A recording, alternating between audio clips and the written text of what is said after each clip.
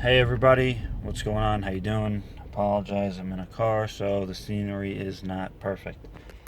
Anyway, I just wanted to discuss something that's loosely related to CE5, contact, ufology, etc. And this is almost like a code of conduct for the internet because it gets so ridiculous on social media and social media networking, Facebook, Instagram, YouTube. I mean, and C5 and ufology, sometimes it gets really nasty. Disclosure of the conspiracy pages, and there's so much infighting, and people just get so ruthless with each other. Obviously, yes, it's the internet. The person's not right in front of you, face to face.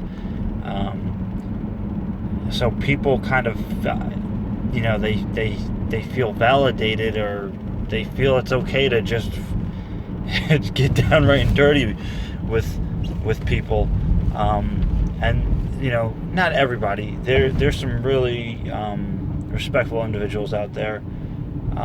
They're really decent people. Even when they come to a disagreement, they handle it very civil, and thoughtfully. And I think that there should be more of that because I know, as somebody who's experienced in the field and the study, etc., that we see some wild stuff, and then there's some stuff we come across and we're like, not this again, not again, nah, I'm not doing it this time, and sometimes it's better to just like don't even comment, because you're just gonna work yourself up. But if you have something insightful to share and your experience and going through it, because we've all been there, we all started somewhere. So I think even years and years and years ago, not too many years ago, I guess, when YouTube was newer and there were some UFO videos, and even the pictures that people shared on Facebook, and I was like, wow, I wonder what that is. And I wasn't as discernful as I am now with all the experience I have, and like now I'm like, lens flare, reflection from window, a multitude of things that it could be, and most of the time it is. But we run into this stuff so often. Sometimes we take for granted the experience that we have. There's a lot of times with, and not all the time, and I think that's the more frustrating thing, when there's people that have been in this for a long time, they just have no discernment whatsoever. It's almost like an insult to the field of study itself, and everybody around them. That's a joke. But a lot of these people are newcomers, and they're seeing something like this. This is the first time they've come across it, so they're like, holy shit, wow, what is this? So the best thing we can do, instead of saying, we can just leave a comment saying, lens flare, or this, that, reflection, or satellite, or meteor, birds.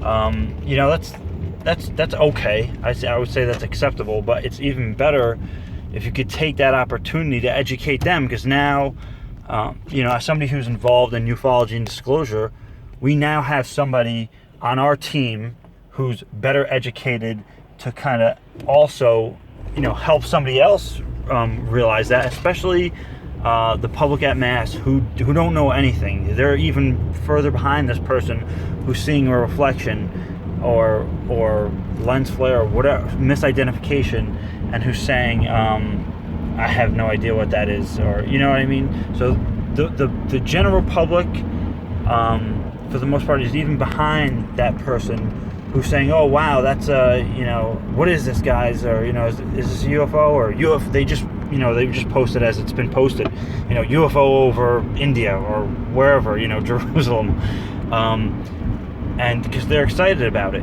and they're they think it's genuine, and I know. So, and we've seen this a million times over if you're experienced in the field. So we gotta be grateful that we're able to determine that. And the best thing we can do is be compassionate about it, in the sense where understand where they're coming from, use your experience and your gifts and whatever whatsoever to make that a positive situation. Instead of just criticizing it, which constructive criticism is good, but it's the way that you say it, obviously. And if you really have the genuine intent and you apply that with constructive criticism or just how you can better the situation, it's going to come out way better, and you'll feel better about it too, instead of just like going on after that conversation thinking or talking to somebody else. I saw somebody post this and it was just, I can't believe people are still doing this. Well, they're still doing it because not everybody's stepping up to the plate and doing what they're supposed to be doing and helping to educate those people to be more experienced ufologists or contact workers, whatever. It's it's a kind of broader field now.